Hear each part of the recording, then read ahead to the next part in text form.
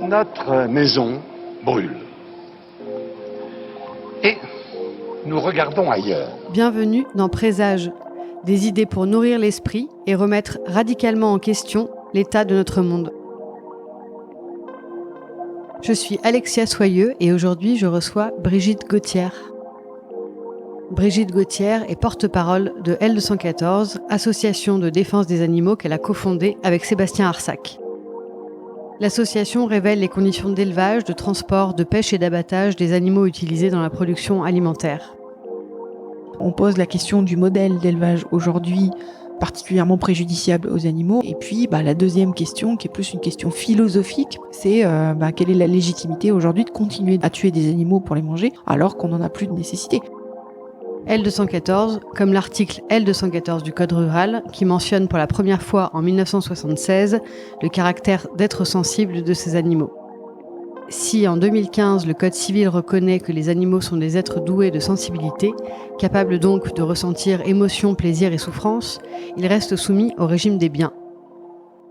Par des enquêtes filmées et un énorme travail de pédagogie, L214 dévoile la face cachée de nos assiettes. Les données sont connues et donnent le vertige. En France, 3 millions d'animaux terrestres tués par jour, 80 kilos de viande par an et par personne, des conditions de vie et de mort concentrationnaires, tandis que persiste le mythe du petit élevage bucolique et respectueux. Mais les faits sont têtus. En France toujours, plus de 80% des animaux consommés sont confinés dans des élevages intensifs, sans accès à l'extérieur. On essaye de se faire des mantras pour se rassurer. On va parler de respect, de bien-être animal. Et c'est l'imaginaire qu'on se fait qu'on va manger des animaux qui ont été heureux et on ferme les yeux finalement sur les conditions d'abattage aussi. Tandis que les éleveurs croulent sous les dettes et que les ouvriers des abattoirs sont sommés de faire le sale boulot en silence, un colossal travail de lobbying et des millions d'euros sont mis sur la table pour faire oublier le lien entre l'animal et la viande, empêcher les avancées et criminaliser celles et ceux qui témoignent de la réalité. Au niveau du gouvernement, qui est sous l'emprise de la FNSEA, pour un certain nombre justement de pontes des systèmes d'élevage intensifs, il ne faut pas que ce débat ait lieu. Nous avons parlé d'animaux, d'éthique, de dissonance cognitive et de changement. Brigitte Gauthier, bonjour. Bonjour. Vous êtes cofondatrice de L214. Qu'est-ce qui vous a amené dans votre parcours personnel à travailler sur ces questions-là et à vous y consacrer entièrement ? C'est une bonne question. Je me pose tous les jours la question comment en suis-je arrivée là, en fait, puisque dans mon enfance, je me suis jamais très intéressée à la question animale. J'ai habité avec un chien à un moment que mes parents avaient adopté. Voilà, donc je continuais de manger de la viande. Vous avez grandi en ville ou à la campagne. Okay. À la campagne. Mais vraiment, il m'avait pas interpellée plus que ça sur la question animale, ce brave Gaston. Et c'est quand j'ai rencontré Sébastien, à un moment, réflexion personnelle de Sébastien, en train de manger un morceau de lard. Alors lui, ses grands-parents sont éleveurs, de l'autre côté, ils sont bouchers, maquignons. Donc il a passé toute son enfance à la ferme de ses grands-parents, sans pour autant remettre en question ce qui se passait. Mais à 20 ans, donc en train de manger un morceau de lard d'un cochon que du coup on avait connu, et il s'est exclamé tout d'un coup « Oh, mais c'est du cochon !» Et il était en train de lire une bande dessinée, la fresque de la vie de Siddhartha, donc Bouddha, et dans une des cases, il y avait un prêtre en pénitence, et d'autres prêtres qui passaient devant lui, des prêtres un peu véreux qui transportaient justement le cadavre d'un cochon. Et le prêtre en pénitence dit finalement moi ma peine elle est rien à côté de ce qu'a vécu cet animal. Et comme la plupart des bouddhistes sont végétariens, enfin ne consomment pas les animaux ni même souvent les produits d'origine animale, ça a fait tilt chez Sébastien qui tout de suite m'en a parlé. Alors on se rappelle absolument pas ce qu'on s'est dit ce soir-là. Mais ça n'a pas duré longtemps du tout et ça a été vraiment le déclencheur. On ne mange plus les animaux. Donc là, on était tout seul en Auvergne, étudiants.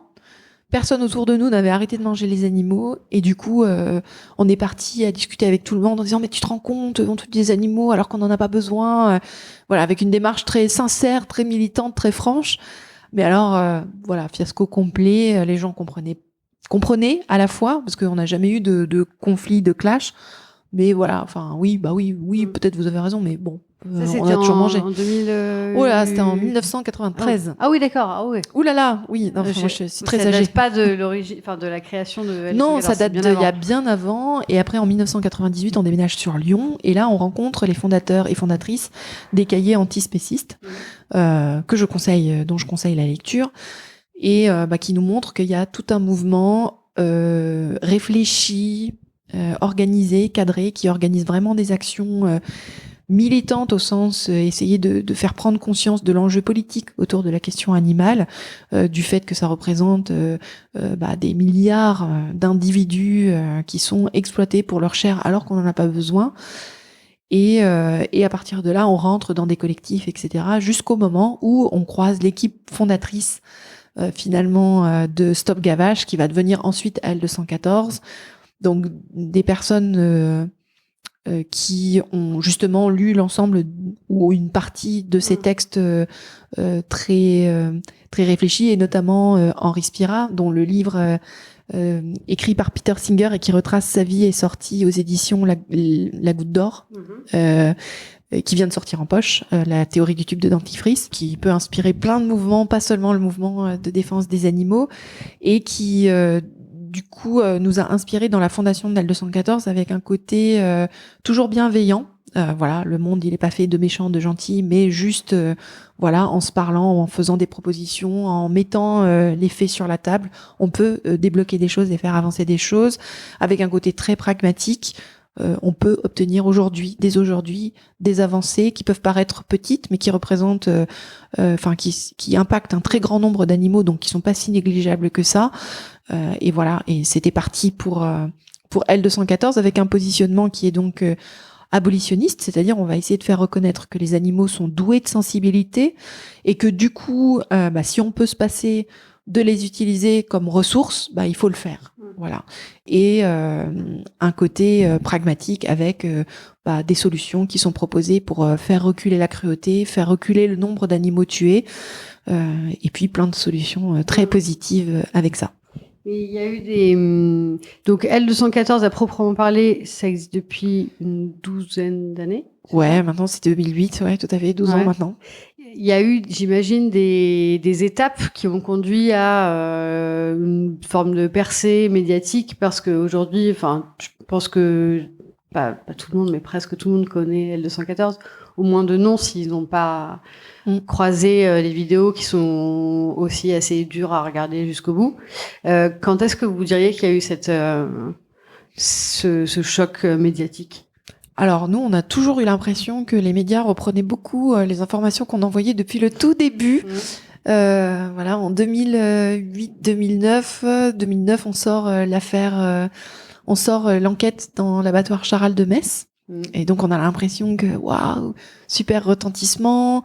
On a sorti aussi des enquêtes sur les lapins qui passent aux 20h de TF1. Donc on est comme des fous à se dire mais voilà, les gens vont voir, vont réaliser, ça va changer. Et effectivement, à l'époque, finalement, les gens voient les images. Et quand on est dans nos actions de rue, les gens nous disent ah oui, les images, oh j'ai vu, c'est très dur, et en fait ne font pas le lien entre les images et l'association. Et c'est à partir de octobre 2015, quand on sort l'enquête sur l'abattoir de Alès, commentée par Hélène de Fougerolles, où là, effectivement, les journaux ne titrent plus finalement une association a montré que, mais L214 sort une nouvelle enquête. En fait, c'est suite à cette enquête-là que vraiment L214 atteint une légitimité, en tout cas, et une notoriété finalement qui permet qu'effectivement aujourd'hui, on est relativement connu. Est-ce qu'on peut faire, peut-être avant d'entrer plus en détail sur les sujets, faire un petit rappel sur l'état des lieux de l'élevage en France notamment, sur les chiffres un peu clés qui sont quand même à garder en tête et à répéter. Ouais, qui sont à garder en tête, mais ils rendent la situation complètement inimaginable.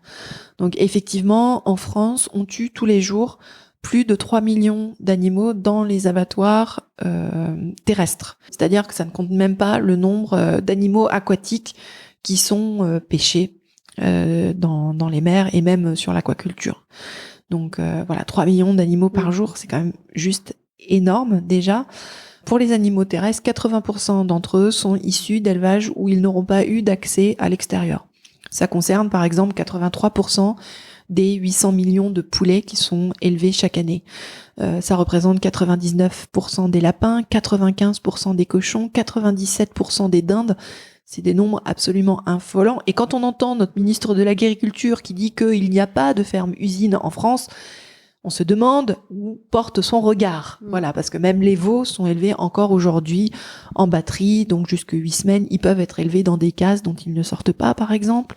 On a un élevage dit des 1000 vaches, dont les vaches ne sortent pas, et c'est pas le seul, où les vaches restent à l'intérieur. Notamment, c'est le cas pour beaucoup de vaches laitières. Donc voilà, on a quand même une situation qui est assez forte dans ce sens-là. Il faut savoir que ces animaux, pour les faire tenir dans ces espaces confinés, ils subissent des mutilations aussitôt après la naissance. Pour la filière pour le pondeuse, il y a déjà juste le broyage des poussins, les mâles Vivant. qui ne servent pas, vivants, qui ne servent pas dans la production d'œufs, puisque on a des sélections génétiques. On a montré un peu la zootechnie avec les vaches à hublot. Donc ces expériences qui sont menées sur les animaux pour les optimiser, toutes ces expériences sont menées à rendre spéciales les souches qui sont utilisées dans la production alimentaire. Donc vous avez des poules pondeuses et vous avez des poulets de chair. Donc c'est pas les mêmes souches, et donc les poules pondeuses, les poussins mâles sont indésirables parce qu'ils vont pas grossir suffisamment vite pour être intéressants pour l'industrie de la viande. Et donc effectivement, ils sont broyés à la naissance. Les petites poules, elles, leur bec est alors on dit épointé pour être super sympa, mais c'est brûlé ou alors c'est coupé. Elles sont dégriffées aussi. Et puis, au bout d'un an de ponte, elles partent à l'abattoir, par exemple. Vous avez dans les élevages de cochons ce qui est appelé soin au porcelet. On va meuler les dents, on va couper les queues, et puis on va castrer à vif. Donc voilà, c'est toutes des étapes comme ça dans la vie des animaux qui sont hyper trash. Et en fait, on n'a jamais élevé autant d'animaux qu'aujourd'hui, à un moment où finalement on n'en a jamais eu autant moins besoin aussi. Peu besoin, quoi. Donc c'est complètement paradoxal. On a empiré la situation des animaux au moment où justement on aurait pu se libérer des abattoirs. C'est assez paradoxal, parce qu'on entend quand même beaucoup parler de respect, de dignité des animaux, etc. Bon, je pense qu'il y a une sorte d'invention de la notion de bien-être animal. Donc on voit bien qu'il y a un vocabulaire qui est rassurant pour cacher la réalité. Il y a quand même l'argument que tous les mangeurs de viande vont évoquer. J'ai probablement pu dire ça à une époque. Moi aussi, sans doute. Oui, mais moi je mange moins mais mieux. C'est de la viande bio, c'est tout ce mythe-là un peu romantique du petit élevage, de l'abattoir où les animaux ne souffriraient pas. Enfin, qu'est-ce qu'on peut dire là-dessus? Alors, on peut dire effectivement plein de choses. C'est pas drôle, mais bon. Effectivement, on essaye de se faire des mantras pour se rassurer. On va parler de respect, de bien-être animal, et c'est l'imaginaire qu'on se fait qu'on va manger des animaux qui ont été heureux, et on ferme les yeux finalement sur les conditions d'abattage aussi. Les abattoirs bio, ils ont pas des couteaux à bourron. Les animaux meurent dans les mêmes conditions que dans les autres abattoirs, donc soit un coup de pistolet à tige perforante, soit l'électricité qui passe à l'intérieur du cerveau, c'est l'électronarcose, soit le gaz, descendre dans des nacelles et être asphyxié, ou alors sans aucun étourdissement. Donc c'est la même chose. Alors sans étourdissement, c'est quand même interdit en bio, il me semble encore, mais il y a quand même des tentatives d'essayer d'assouplir là-dessus. Et on peut parler des poissons qui, eux, pour la plupart, sont tués sans étourdissement. Donc voilà. Donc effectivement, on a tout un imaginaire quand on parle des contes de Noël. Enfin, c'est un peu pareil sur le foie gras. On s'imagine que c'est parce qu'ils sont migrateurs, donc ils se jettent sur les embucs pour pouvoir se faire gaver. Pas du tout. On essaye de se faire des discours rassurants. Et voilà. Après, effectivement, il y a un certain nombre de personnes qui ont quand même pris conscience d'un certain nombre de choses, notamment de l'impact éthique des conditions de vie pour les animaux et des conditions de mort et environnementaux, notamment, et même sur leur santé personnelle, et qui ont réduit leur consommation de viande. Et qui essayent tant bien que mal effectivement de choisir quand ils achètent des viandes issues d'animaux qui auraient eu des conditions d'élevage qui sont quand même moins pires que ceux qui sont en élevage intensif. C'est des pas en avant, c'est drôlement important parce que du coup, ça donne quand même un signal fort au niveau de l'industrie agroalimentaire et au niveau des politiques. Donc voilà, au contraire, enfin continuez vos efforts, mais quelque part, on est encore sur le chemin vers le respect des animaux, quoi. Enfin voilà, quand on respecte quelqu'un, on va pas le tuer contre son gré, on va pas lui faire subir un certain nombre d'opérations qui sont très douloureuses, on va pas le séparer d'avec ses proches. Enfin voilà, tout ce qu'on se permet de faire aux animaux aujourd'hui. Et la consommation de viande en France, elle stagne ou elle Alors elle diminue, a priori. Ah, ok. Elle diminue 12% là sur les 10 dernières années. Donc c'est plutôt pas mal, mais c'est très à nuancer puisque par exemple, on consomme moins de viande rouge, mais on va consommer davantage par exemple de poulet. Donc de poisson et de poisson. Ouais. Et donc du coup, ça fait un plus grand nombre d'individus. Ouais. Finalement, voilà, ça fait beaucoup plus de victimes qu'auparavant, mais quand même ça marque une prise de conscience et globalement aussi au niveau des élevages au niveau des chiffres pour les oiseaux tués, ça commence aussi à amorcer une courbe. En France, mais pas dans le monde. Alors dans le monde, par contre, c'est la catastrophe. Effectivement, les pays justement comme la France, comme les États-Unis, qui sont quand même un peu leaders d'opinion, leaders de mode de vie, montre une voie de surconsommation, de consommation à outrance de produits d'origine animale, et donc on a d'autres pays qui sont émergents et qui consomment de plus en plus, mais qui sont encore loin d'avoir rattrapé quand même la France et les États-Unis. En France, on consomme à peu près 80 kilos de viande chaque année par personne. Voilà, même la Chine, qui sont en train d'essayer de rattraper le creux, ils sont pas encore à 60 kilos, je crois, par personne et par an, et ils ont déjà décidé de réduire cette proportion à 30. Chose qu'on n'a pas du tout. Nous, en France, on nous dit, prenez des douches à la place des bains, éteignez la lumière, prenez votre transport en commun, votre vélo, mais pas votre voiture. Mais sur notre consommation alimentaire, on va nous dire de trier les déchets, mais on ne nous incite pas à consommer davantage végétal, à utiliser les protéines issues des légumineuses, etc., etc. Alors que c'est à l'échelle personnel, si on veut faire sa part, et je mets des guillemets, c'est le premier poste où on peut agir facilement et enfin du jour au lendemain, quoi. Et c'est là ça qui est génial. L'habitation, ça va être compliqué d'isoler sa maison, enfin voilà. Voilà, c'est vraiment, et puis si on veut agir contre la guerre à l'autre bout du monde, on est un peu impuissant et tout ça. Là, avec notre propre consommation chaque jour, c'est nous qui avons le levier en main, et en fait c'est un levier formidable parce qu'il nous permet d'agir favorablement pour les animaux, pour l'environnement, sur les émissions de gaz à effet de serre, mais aussi sur les algues vertes, sur tout un tas de choses, sur le partage des ressources. Aujourd'hui encore, la France est un des premiers importateurs de soja du Brésil, quand même, faut le savoir, et c'est pas du soja pour faire le tofu pour les végétariens ou les véganes, c'est vraiment pour nourrir les animaux justement qui vont être mangés. Et aussi, on l'oublie parfois, mais aussi sur les conditions de vie des éleveurs eux-mêmes, puisque on parle du taux de suicide qui est quand même 20% plus élevé que les autres professions, d'un taux d'endettement qui est absolument incroyable. La moyenne chez les éleveurs, c'est 187 000 €, le taux d'endettement moyen des éleveurs. Ça monte à 431 000 €, le taux moyen d'endettement des éleveurs de cochons, par exemple. En fait, les éleveurs qui nous contactent aujourd'hui, qui peuvent être à la tête d'élevage intensif, nous disent « Mais moi, je veux en sortir, mais je ne peux pas. Aujourd'hui, j'ai des dettes par-dessus la tête, je peux pas m'arrêter. La coopérative pousse pour que je continue, et les syndicats aujourd'hui ne défendent pas mes intérêts. Au contraire, on continue la course en avant à l'industrialisation. » Donc vraiment, ce levier, il est super important pour donner des signes très forts à l'industrie agroalimentaire et puis aux politiques. Ouais. Voilà. Et juste pour rappel, du coup, pour la partie environnementale de l'élevage et de la viande, l'élevage, si je me trompe pas, c'est à peu près 15% des émissions qui sont liées dans le monde.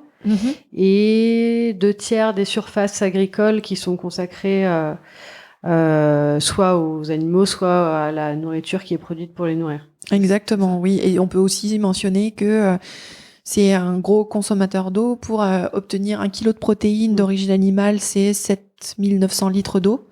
Et alors qu'en végétal, on aurait pour 4500 litres, pareil, pour obtenir une protéine. Sachant que les protéines animales et végétales, ce sont des protéines, et du coup, il n'y a pas une protéine qui est moins bonne que l'autre. Ouais.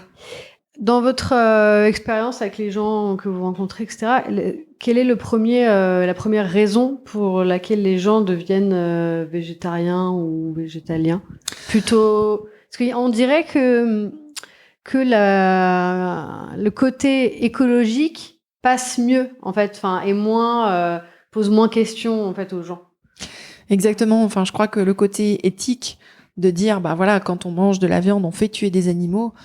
Franchement, la première réaction qu'on a, c'est de se dire, mais non, je peux pas être complice finalement de ce que Pythagore appelait le meurtre alimentaire.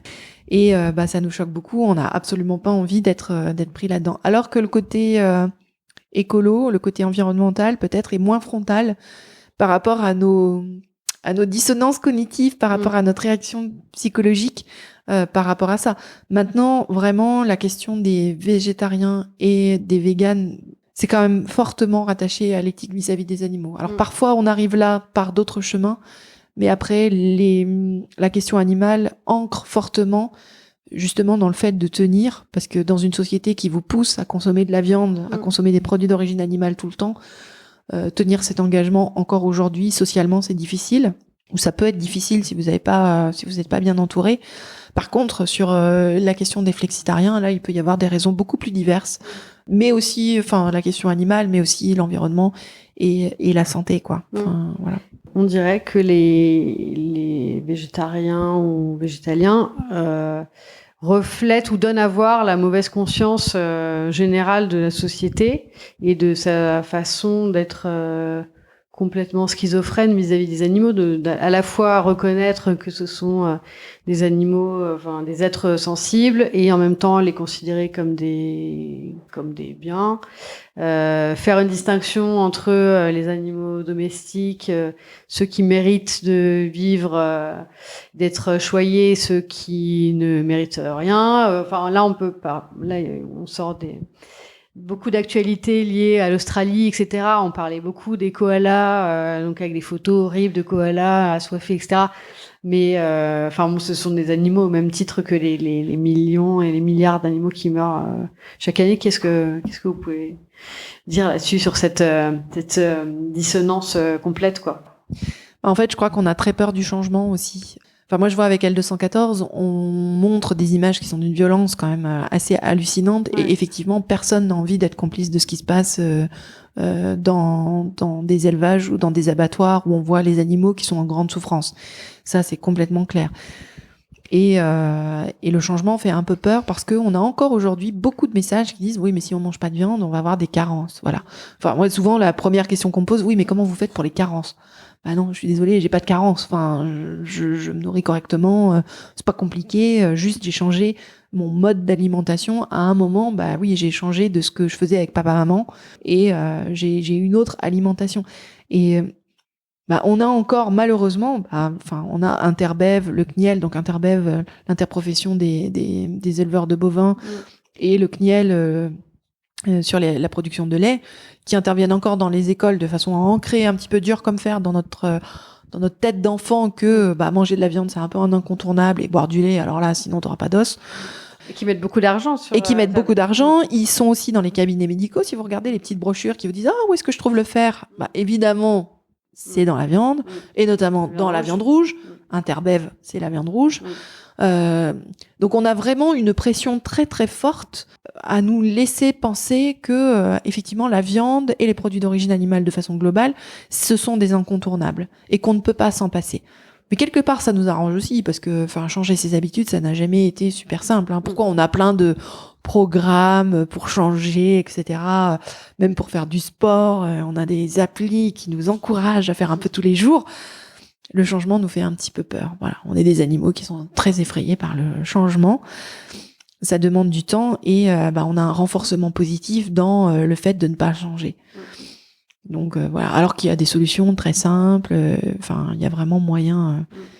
Donc oui, c'est assez déprimant ce que je suis en train de dire. Et en même temps, on voit qu'il y a beaucoup de choses qui se passent aujourd'hui.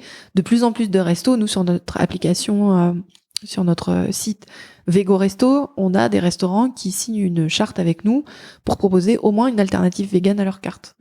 Et on en a plus de 2000 aujourd'hui qui sont référencés sur notre site. Voilà, alors qu'on a démarré il y a 4 ans maintenant. Et c'est de plus en plus courant, vegan pratique. Là, on a des statistiques de folie. On a plus de... Alors que je me trompe pas, je crois que c'est 15 millions de pages visitées sur le site en un an, ce qui est juste complètement énorme.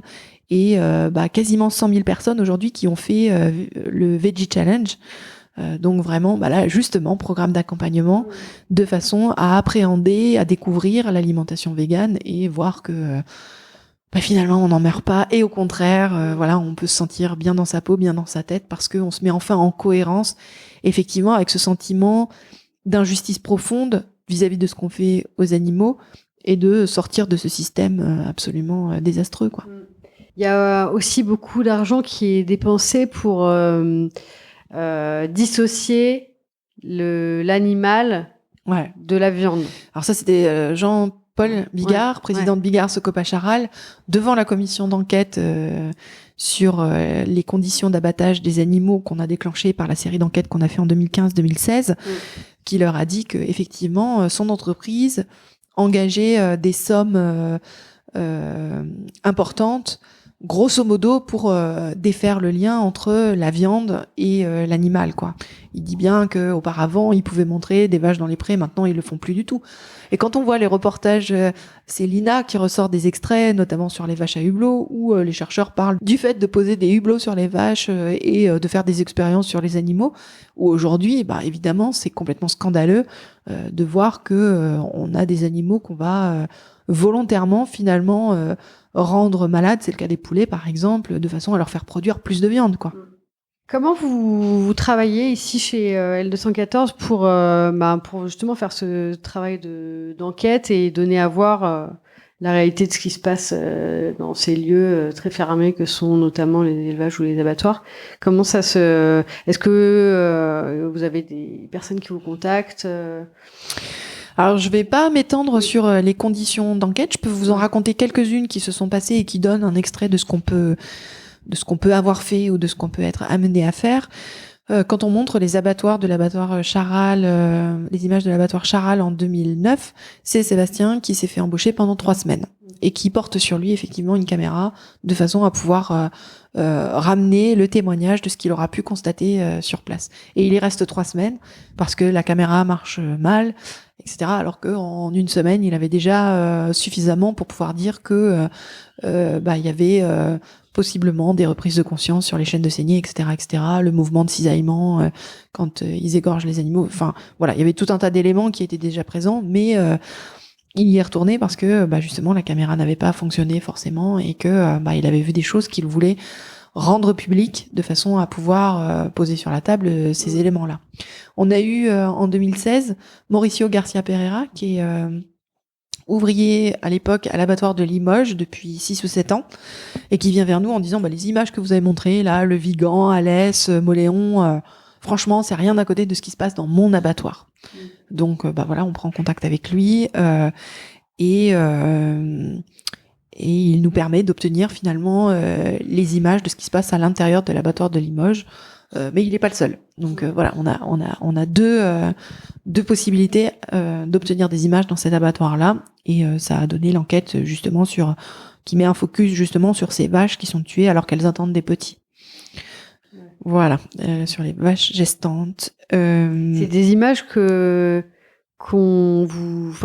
que des personnes peuvent contester ces images, peuvent dire non mais ça se passe pas vraiment comme ça ou... Alors il y a eu des tentatives quand on a montré les images de Alès, le ministre les réactions ça a été oh là là cet abattoir c'est l'exception, les autres abattoirs ça se passe pas du tout comme ça. D'ailleurs les services vétérinaires sont présents tout le temps dans les abattoirs. Ce qui est vrai mais qui n'empêche pas le reste. Mais ça se passe pas comme ça. Sur le deuxième quand on a fait cette série là, sur le deuxième, ça a été un peu plus mitigé. Et là, Olivier Falorni, qu'on n'attendait pas du tout sur ces questions-là, dit moi, je propose de faire une commission d'enquête sur les conditions d'abattage des animaux, et donc il va mener pendant 6 mois une enquête approfondie sur les conditions d'abattage des animaux.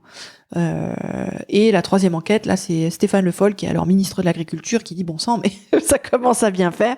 Inspection dans l'ensemble des abattoirs d'animaux de boucherie, ce qui représente 260 abattoirs sur les à peu près 1000 qui existent. Donc ils ont écarté volontairement les abattoirs des oiseaux, alors qu'il y a beaucoup de choses à dire aussi sur les abattoirs des oiseaux, avec des rythmes de fou. On a montré les images de l'abattoir d'Oux. C'était 240 oiseaux à la minute dans cet abattoir, ce qui paraît complètement fou, complètement dingue. Donc voilà, enfin.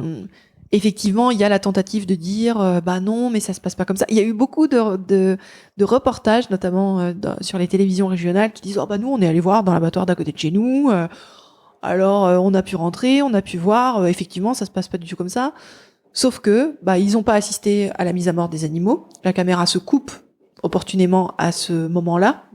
Donc voilà. Enfin, il y a aussi ce côté-là où en fait, ils peuvent pas mettre d'image en face. On a souvent eu, mais non, c'est pas du tout comme ça que ça se passe. Allez-y, montrez les images de comment ça se passe. Ils en ont pas à mettre en face. Clean que ça, pourquoi on n'a pas fait passer la loi pour mettre des caméras dans les abattoirs? Non, mais enfin voilà. Puis c'est pas, enfin, même un abattoir qui n'aurait rien à se reprocher, en fait, l'abattage, c'est définitif, c'est-à-dire qu'on plante un couteau quand même dans les carotides des animaux pour les mettre à mort. Le sang coule, il y a la panique, la terreur. Enfin, autant sur les modes d'élevage, on peut se dire mais moi je choisis des trucs respectueux, les animaux ils sont allés dehors, ils ont pas souffert, etc. À l'abattoir, on sait très bien qu'ils ont souffert. Enfin, même avec les méthodes d'abattage les plus performantes, c'est pas une euthanasie. C'est pas fait dans l'intérêt de l'animal. On est en train de le faucher alors qu'il est même encore assez jeune. On mange des animaux qui sont très très jeunes, finalement. Les poulets, ils ont 35 jours. Ils ont un mois, un petit mois, quoi. Ouais. Donc, voilà, enfin. Et on parle assez peu aussi des ouvriers qui travaillent dans les abattoirs. C'est quand même... c'est insensé. C'est des gens qui souffrent physiquement, psychologiquement, j'imagine aussi beaucoup. Beaucoup. Il y a eu une superbe enquête de Geoffrey Le Guilcher qui a publié le livre Steak Machine, où justement il a fait 1 mois et demi dans un abattoir de façon à se rendre compte, de façon à côtoyer les ouvriers. Il a réussi avec sa collègue de France 2, envoyée spéciale, à dénicher des études qui avaient été rangées dans des placards sur notamment les troubles musculo-squelettiques. 90% des ouvriers d'abattoir souffrent de troubles musculo-squelettiques. Ils ont 4 fois plus de risques d'accident du travail que dans toutes les autres professions confondues. Et puis ils disent bien tous, ils témoignent qu'à 45 ans, ils sont complètement cassés, quoi. Donc voilà, à part le fait de travailler dans le froid. C'est Manuela Frésil aussi qui a fait un documentaire qui s'appelle Entrée du personnel, et qui me disait que effectivement, enfin, elle a fait déjà d'autres reportages, d'autres documentaires sur d'autres industries.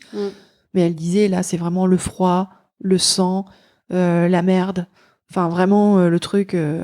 voilà. Et la violence, quand même... Et la violence psychologique, avec des gens... Alors là, c'est dans un autre reportage, dans un autre documentaire qui a été fait dans un abattoir de Vitré, qui s'appelle Les Seigneurs, où il y a un ouvrier qui témoigne, qui dit, moi, j'imagine que c'est des boîtes en carton. Voilà. Enfin, comment chacun dit, moi, je laisse mon cerveau au vestiaire. Et on voit cette souffrance intense. C'est un milieu dans lequel il y a beaucoup d'alcool, beaucoup de drogue pour pouvoir tenir justement par rapport à ça, quoi. Enfin, c'est juste que personne n'a envie de savoir en fait comment ça se passe. Oui, et puis c'est tabou. Enfin, ces ouvriers, ils peuvent pas parler à l'extérieur. Moi, je travaille à l'abattoir. Moi, je suis tueur dans un abattoir. Enfin, personne ne se vante de ce phénomène-là. Et il n'y a pas d'école de tiens, moi, ma vocation, j'ai 6 ans, j'ai 5 ans, non, pompier, ça m'intéresse pas trop. Par contre, tueur en abattoir, vraiment, j'aimerais bien faire ça. Non. Enfin, ils font le sale boulot, en fait.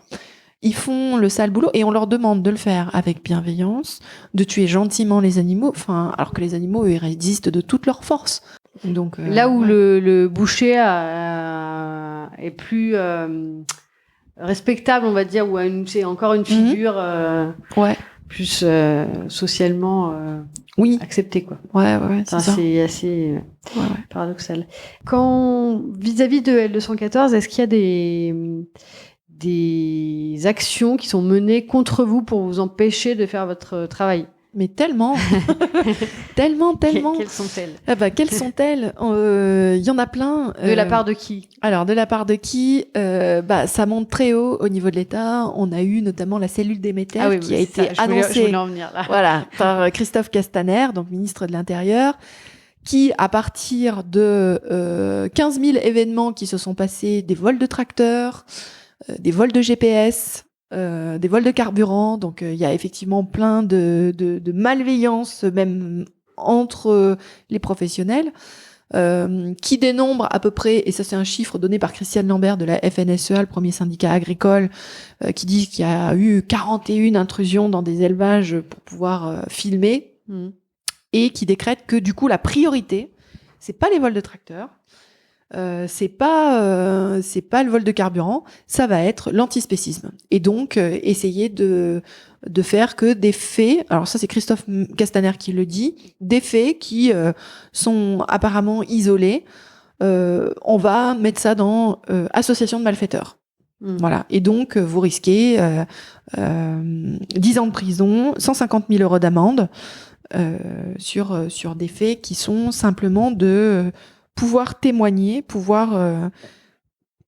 simplement dire ce qui se passe pour les animaux. Et pourquoi ça attaque là-dessus? En fait, c'est parce que au niveau du gouvernement, qui est vraiment sous l'emprise de la FNSEA, pour un certain nombre justement de pontes des systèmes d'élevage intensif, il ne faut pas que ce débat ait lieu. Parce que la remise en question, elle est claire et nette.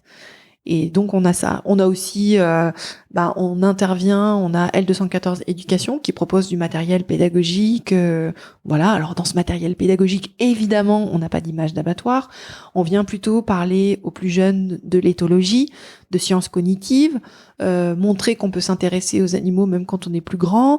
Un ensemble de métiers, vétérinaires, ce qui se passe dans les refuges aussi. Donc un discours plutôt positif, ludique, mais qui attire l'attention sur la question des animaux. Et on a là encore dernièrement Jean-Baptiste Moreau qui s'insurge que L214 soit un des intervenants à l'université de Rennes 2, par exemple. Alors que l'école, c'est un lieu de débat. Le débat public qu'on a à l'extérieur aujourd'hui des écoles, pourquoi il n'est pas aussi dans les écoles, quoi. Et nous on pose effectivement 2 questions. Alors dans les écoles, on pose pas la deuxième, mais on pose quand même des questions. On pose la question du modèle d'élevage aujourd'hui particulièrement préjudiciable aux animaux, les 80% d'animaux dans les élevages intensifs, où 88% des gens sont d'accord avec le fait que ça ne devrait plus être autorisé. Et puis la deuxième question, qui est plus une question philosophique pour le coup, qu'on peut amener au niveau, par exemple, du lycée, c'est quelle est la légitimité aujourd'hui de continuer à tuer des animaux pour les manger alors qu'on n'en a plus de nécessité. Et c'est une question qui traverse les âges, parce que Pythagore, entre 2 triangles rectangles, il était aussi là-dessus, il avait arrêté de manger les animaux, et lui, il n'y avait pas d'élevage intensif à son époque. Ouais. Donc, il posait déjà cette question. Et aujourd'hui, on veut empêcher que ces questions puissent émerger, ce qui est complètement fou. Donc, à part le gouvernement, vous avez l'impression qu'il y a des actions aussi de la part des industriels, en tout cas, peut-être pas des actions contre vous directement, mais des menaces ou des... Oui, on peut en avoir quelques menaces par-ci par-là. On voit aussi des actions qui sont pas très bienveillantes, parfois de la part de collectifs d'éleveurs. Quand on a des actions dans la rue, je pense notamment à nos camarades de Limoges, qui se retrouvent très souvent en face de la coordination rurale, qui sont plutôt agressifs. Alors que nous, on a toujours eu une démarche de dire... on pose des questions essentielles, des questions majeures pour notre société. On essaye de défendre l'idée que les animaux sont des êtres doués de sensibilité et du coup que ça devrait avoir des conséquences sur nos pratiques. On n'attaque absolument pas les éleveurs, les bouchers, etc. ou les mangeurs de viande. Juste, on essaye de provoquer un débat, mais qui effectivement met très mal à l'aise. Et c'est vraiment très important pour nous d'accompagner le changement et de faire bouger notre société dans son entier. Et du coup, avec cette cellule Déméter, d'après ce que j'ai compris, en gros, les actions, les antispécistes, on va dire, sont considérées comme des terroristes. Oui, c'était un peu l'idée d'essayer de pouvoir avoir finalement carte blanche sur les moyens d'action qu'ils peuvent développer pour pouvoir arrêter finalement le fait de pouvoir montrer les images de ce qui se passe à l'intérieur des élevages et des abattoirs.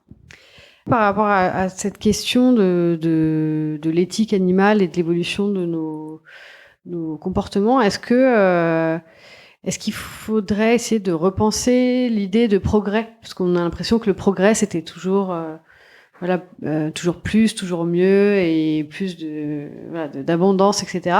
Comment est-ce qu'on peut essayer de développer cette idée que le progrès, ça peut être autre chose et se questionner profondément sur le critère moral de l'égalité entre les différents êtres, humains ou non humains? En fait, on le fait déjà, ce progrès. C'est-à-dire que, je sais pas, il y a quelques années en arrière, si on était né 1, 2, 3 générations auparavant, nous, en tant que femmes, l'esclavage quand même aujourd'hui, même s'il reste encore beaucoup à faire, notamment sur des questions de racisme et même des questions d'esclavage avec des gens qui sont dans des conditions assez abominables, il y a encore beaucoup à faire, mais il y a des progrès qui ont été faits. Et donc les progrès techniques, il y en a qui sont très bien, mais effectivement il y en a où on n'a pas pensé aux conséquences à long terme. Le principe de précaution n'a pas forcément été appliqué. Mais en tout cas, on peut voir que justement les progrès au niveau de nos idées, de notre conscience, elles nous amènent à davantage de bienveillance. En tout cas, on a élargi la sphère de considération morale de plus en plus.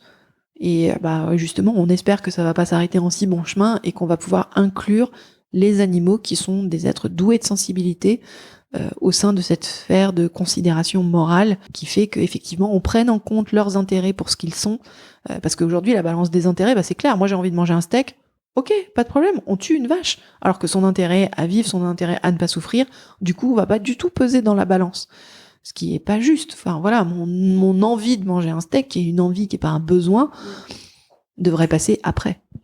Est-ce que, qu'est-ce que vous pensez des actions de certains militants vis-à-vis de boucheries ou des actions qu'on peut, alors je mets des guillemets, qu'on peut qualifier de violentes parce qu'il y a de la casse, etc. Où il y a des peines qui sont prononcées qui peuvent être assez lourdes, des gens qui sont du coup endettés pour une vie, qui vont en prison, etc.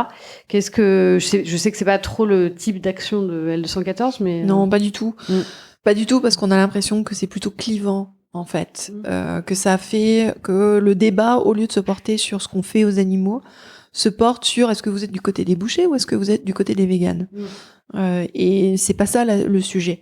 Le sujet, c'est vraiment, comme vous l'avez souligné, la question du spécisme de notre société qui nous conduit à faire subir des atrocités aux animaux, quoi. Il y a effectivement des militants qui se retrouvent aujourd'hui dans des positions vraiment délicates, en effet. Et puis, ils n'ont pas atteint leur objectif de remettre en question le spécisme, puisque le débat a été complètement biaisé, quoi. Qu'est-ce que vous préconisez, vous, comme action à l'échelle individuelle, au-delà de passer à un régime végétal? Alors, il y a plein d'actions et on en propose plein sur le site de L214. On propose d'interpeller les industries agroalimentaires. Donc là, on a les actions express, par exemple. C'est une lettre d'info à laquelle on peut s'inscrire et on vous propose 1 à 2 actions par semaine de façon à essayer de faire reculer la cruauté qui est faite aux animaux. On a, à chaque fois qu'on sort une enquête ou qu'on a un sujet, on propose des pétitions à signer qui peuvent interpeller le gouvernement. Là, pour les municipales, sur notre site politique animaux, vous allez pouvoir retrouver justement pour chaque ville les différents candidats. Est-ce que ils sont favorables ou défavorables à la question animale? Est-ce qu'ils ont pris des engagements? Est-ce que dans leur passé on peut voir que c'est un engagement de longue date, ou alors, hop, c'est là, juste avant les municipales, tout à coup, ils découvrent une vraie passion pour les animaux. Donc voilà, on essaye de mettre un peu en perspective. On a L214 éducation, si vous êtes enseignant, si vous avez des enfants qui vont à l'école, il y a moyen de faire intervenir ou de proposer simplement Mon Journal Animal, qui est un magazine à destination des 10-14 ans. Qu'est-ce qu'on a d'autre ? Interpeller son restaurant, les restaurants dans lesquels on va, avec la petite carte Vego Resto. Si vous commandez un menu vegan et puis qu'il n'y en avait pas à la carte, mais qui vous arrange quelque chose de très sympa, lui dire, voilà, vous avez fait quelque chose de très sympa, n'hésitez pas, Vego Resto, ils peuvent vous aider, vous pouvez pérenniser ce que vous m'avez proposé à la carte. Donc il y a vraiment un foisonnement d'actions assez fort côté L214. Aujourd'hui, on a aussi développé un pan de notre action avec les restaurants collectifs, les restaurants d'entreprise. Donc si vous êtes dans une entreprise et qu'à midi vous mangez au sein de votre entreprise, on peut proposer des interventions de façon à végétaliser davantage les menus, au moins avoir une option végane proposée dans la restauration collective.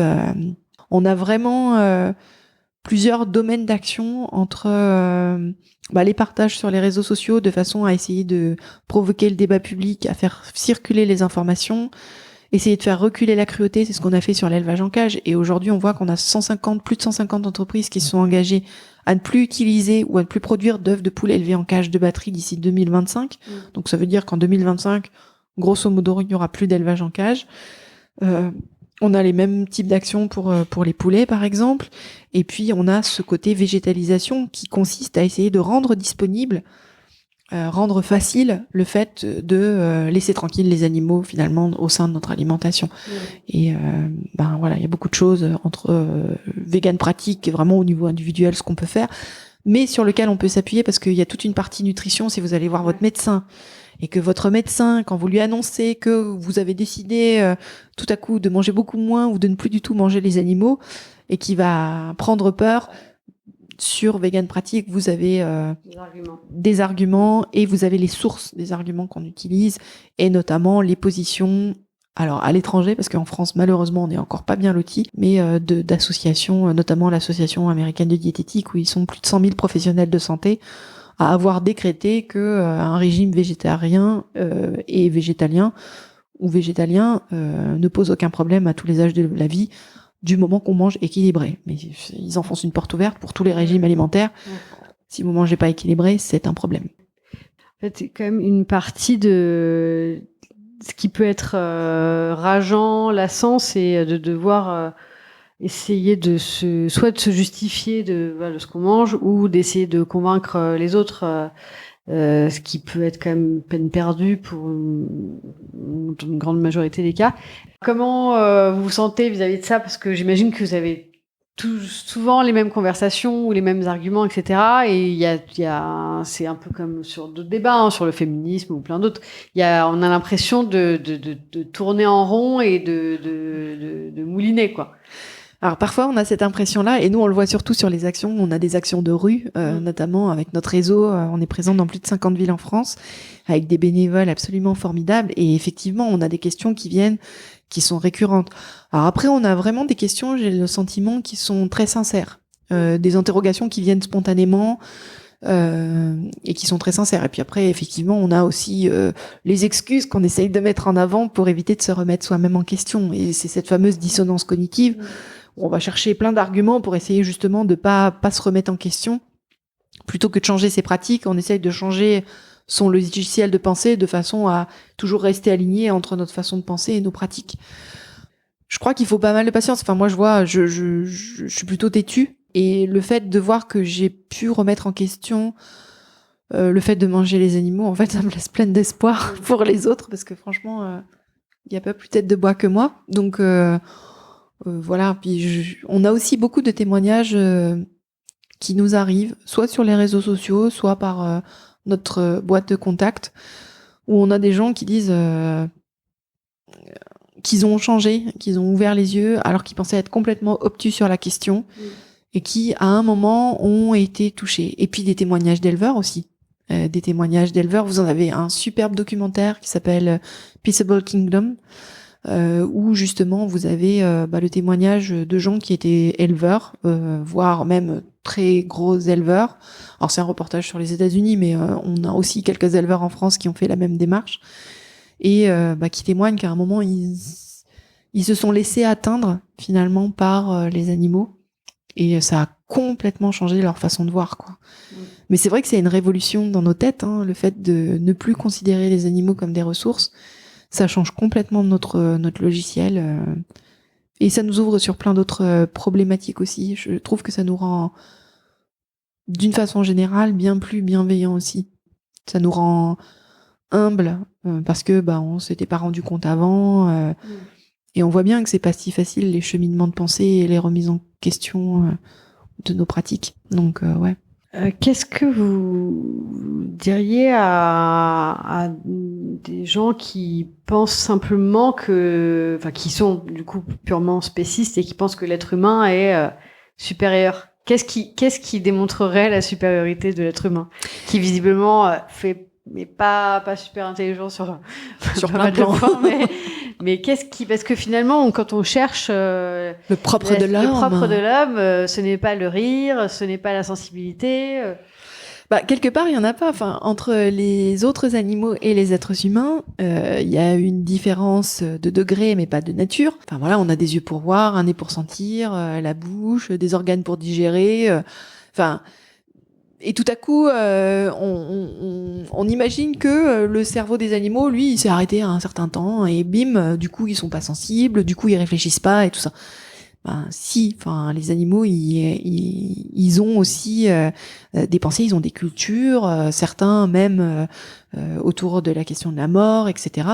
Et donc, cette question de la supériorité ou pas, elle est quand même assez troublante, hein. À chaque fois qu'on a essayé de déterminer la supériorité des uns par rapport à celle des autres, ça a fini en catastrophe, hein. Donc on devrait être un petit peu plus regardant là-dessus et se dire, oui, ils sont différents de nous, mais est-ce que ces différences, elles justifient la façon dont on les traite aujourd'hui? Et non, pas du tout. Et puis si on a envie de se sentir supérieur, sentons-nous supérieurs, mais du coup ça nous donne des responsabilités. Alors dans ce cas-là, quand vous avez des enfants, vous avez bien plus de connaissances que sur certains points, vous êtes là pour les accompagner et tout ça. Est-ce que pour le coup vous dites je suis supérieur, machin? Non, vous êtes là plutôt avec un regard bienveillant, l'accompagnement des plus jeunes, etc. Leur éviter de tomber dans des trous dans lesquels vous êtes tombé vous-même peut-être, ou leur laisser expérimenter tout un tas de choses. Avec les autres animaux, c'est aussi reprendre une position un petit peu plus humble. Ils s'organisent d'une façon différente de nous, mais elle est pas plus nouille que la nôtre, hein. Quand on voit la destruction de nos habitats qu'on est en train de faire et même de leurs habitats, on devrait regarder avec un peu plus de circonspection autour de nous, quoi. J'imagine que votre activité doit pas être facile tous les jours, parce que c'est des sujets qui sont lourds et qui génèrent beaucoup d'émotions. Comment vous parvenez à cultiver la joie au quotidien, malgré tout ça? Alors effectivement, on est confronté à des témoignages, à des images, on est confronté à des animaux en grande souffrance, voire en train d'être mis à mort. Et ça peut être vraiment éprouvant. Maintenant, au sein d'L214, je trouve qu'on a une équipe qui est génialissime. Vraiment, les personnes avec qui on est salariés, bénévoles, c'est vraiment des personnes formidables. Donc, on échange pas mal de chaleur entre nous, de soutien, chouette. Ça suffit pas toujours, hein. Il y en a qui sont vraiment très éprouvés par ces images, par ces faits. Mais on essaye de faire attention les uns aux autres et c'est très important. Et puis moi en tout cas personnellement, en plus j'ai la chance d'être bien entourée par une famille très cool, aimante et où on cultive effectivement être heureux, quoi. Voilà. Et donc ça aide au quotidien. Et puis le fait d'être dans l'action, pas juste subir les images, mais se dire on peut réussir à sensibiliser d'autres personnes, à faire avancer les choses auprès des industries, à faire avancer les choses auprès des politiques. Ça aide aussi à tenir, je pense, au quotidien et à se dire oui, on est confronté à des choses horribles, mais on peut réussir à faire avancer les choses. C'est peut-être un peu la même position que des chirurgiens qui sont aussi confrontés à des situations absolument abominables, mais qui sont là pour sauver des vies. Quelque part, c'est ce qu'on essaye de faire, d'épargner des vies. Et oui, il y a un côté super trash, mais il y a aussi un côté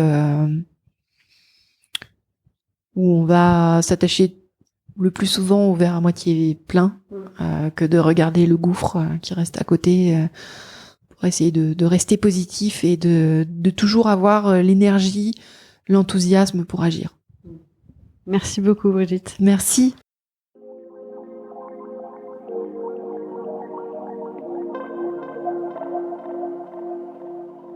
Merci beaucoup à Brigitte Gauthier pour notre entretien et merci à L214 pour le travail important qu'ils fournissent. Vous pouvez soutenir L214 en leur faisant un don. Vous pouvez aussi soutenir Présage en mettant 5 étoiles sur iTunes. Ça permettra à d'autres personnes de découvrir le podcast plus facilement.